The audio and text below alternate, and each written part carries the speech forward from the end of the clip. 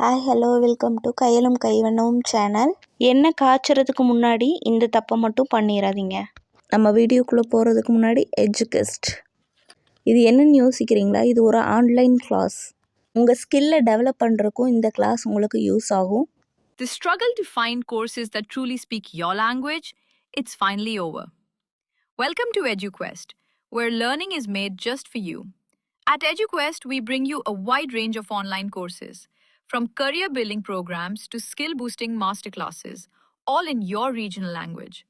Because we believe language should never be a barrier to success. Our courses are tailor made after understanding what today's learners really need. So why wait? Start learning the smarter, simpler way only with EduQuest.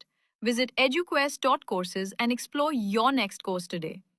And hey, don't miss out on our exciting offers and promotions. சிக்கில் ஆட்டின சுத்தமான தேங்காய் எண்ணெய், அதே மாதிரி நல்லெண்ணெயும் விளக்கெண்ணையும் நான் எடுத்திருக்கேன். விளக்கெண்ணையும் நல்லெண்ணெயும் 3:1 எடுத்திருக்கோம். அடிக்கனமான பாத்திரத்தில் 3 ஆயிலும் சேர்த்து நம்ம இப்போ சூடு பண்ண போகிறோம்.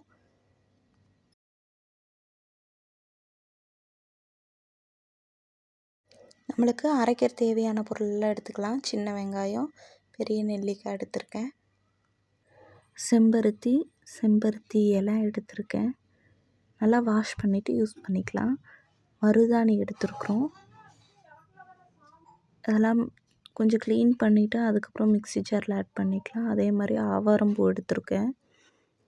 ஒரு 2 ஸ்பூன் அளவுக்கு வெந்தயம் சேர்த்துக்கலாம். அதே அளவு கருஞ்சீரகமும் ஆட் பண்ணிக்கலாம். எல்லாத்தையும் மிக்சியில் போட்டு நம்ம ஃபைன் பேஸ்ட்டாக அரைக்கணும். அதுக்கு முன்னாடி எனக்கு கரிசலாங்கண்ணி கிடைக்கல, அதனால் கரிசலாங்கண்ணி பொடி எடுத்துட்டேன். கருவேப்பிலை எல்லாத்தையும் போட்டு அரைச்சி எடுத்துக்கலாம். ஆக்சுவலாக ஆயில் நல்லா சூடாகிடுச்சு. இதுக்குள்ளே அது அரைச்ச விழுதுகள்லாம் போட்டு ஆட் பண்ணி நல்லா கலக்கி விட்டுக்கலாம். நான் வீடியோ ஸ்டார்டிங்கில் சொல்லியிருப்பேன் இந்த தப்பை மட்டும் பண்ணாதீங்கன்ட்டு. அது என்னென்னா, நம்ம தேங்காய் எண்ணெய் வாங்கும்போது அது செக்கெண்ணெயான்னு கேட்டு அதுக்கப்புறம் வாங்கிக்கோங்க. எனக்கு என்ன ப்ராப்ளம் ஆகிடுச்சுன்னா, நான் அந்த விழுதெல்லாம் சேர்த்ததுக்கப்புறம் எண்ணெய் பொங்க ஆரம்பிச்சிருச்சு. ஆக்சுவலாக நான் எவ்வளவோ டைம் ஆயில் இந்த மாதிரி காய்ச்சி யூஸ் பண்ணியிருக்கேன். ஆனால் ஒரு டைம் கூட இந்த அளவுக்கு பொங்குனது இல்லை. அதனால தான் சொல்கிறேன், எண்ணெய் வாங்கும்போது பார்த்து வாங்கிக்கோங்க. இந்த எண்ணெய் காய்ச்சினதில் சாட்டிஸ்ஃபைடே இல்லை. நான் எண்ணெய் காய்ச்சி 2 days வச்சுருந்ததுக்கப்புறம் தான் நான் ஆயிலை ஃபில்ட்ரு பண்ணிவிட்டு மறுபடியும் அந்த ஆயிலை எடுத்து வெயில்லையும் ஒரு 2 days வச்சுருந்தேன். எனக்கு அந்த ஆயிலில் கொஞ்சம் ஈரப்பதம் இருக்கிற மாதிரியே தெரிஞ்சிச்சு. நான் ஹேரில் அப்ளை பண்ணி பார்த்தேன். அப்போயும் அந்த ஈரப்பதம் அப்படியே இருந்த மாதிரி இருந்ததுனால மறுபடியும் அதே கடாயில் ஆட் பண்ணி நான் ஹீட் பண்ண ஆரம்பிச்சிட்டேன். இப்போ ஓரளவுக்கு லைட்டாக பொங்குச்சு. இந்த வீடியோவில் பார்க்கும்போதே தெரியும், ஆயில் கூட தண்ணி சேர்ந்தால் எப்படி சொடச்சொடன்னு சவுண்டு கேட்கும், அதே மாதிரி கேட்கும் பாருங்கள். அந்த சவுண்டு ஃபுல்லாக அடங்கினதுக்கப்புறம் ஆயில் எப்பயும் போல் எடுத்து ஃபில்ட்ரு பண்ணி வச்சுட்டேன். இப்படி நம்மளே வீட்டில் ஆயில் செஞ்சு யூஸ் பண்ணும்போது முடி வளருது அப்படிங்கிறது நான் செகண்ட்ரின்னு தான் சொல்வேன். ஃபஸ்ட்டு எனக்கு ஹெட் பெயின் இருந்துச்சு, அது சுத்தமாக இல்லை.